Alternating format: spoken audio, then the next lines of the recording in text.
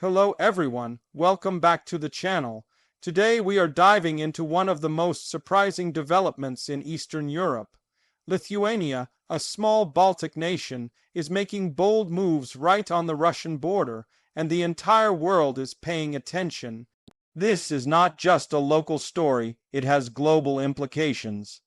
Lithuania has started building a massive fortified border with Russia and Belarus, aiming to stop illegal crossings and protect against potential threats. This barrier is not just a fence, it includes high-tech surveillance, drones, motion sensors, and constant patrols. It's one of the most secure border projects in Europe right now, showing how seriously Lithuania is taking its national security.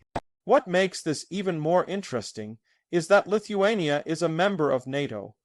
Strengthening this border is not just about Lithuania, it's about protecting the entire alliance. Any threat crossing into Lithuania would technically be a threat to all NATO members. This is why countries like the United States and Germany are supporting Lithuania's efforts with funding, military training, and equipment. People living near the border say they feel safer knowing there is a stronger barrier, but some worry that it could increase tensions with Russia. Moscow has already criticized the project, calling it unnecessary and provocative. However, Lithuanian officials argue that this is about safety, not aggression. This move is part of a wider effort to prepare for possible hybrid attacks, including cyber threats and disinformation campaigns.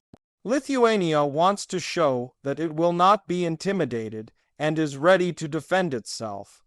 What do you think about Lithuania's strategy? Is this a smart move for national security, or could it escalate tensions in the region? Let me know your thoughts in the comments. And don't forget to like and subscribe for more updates like this.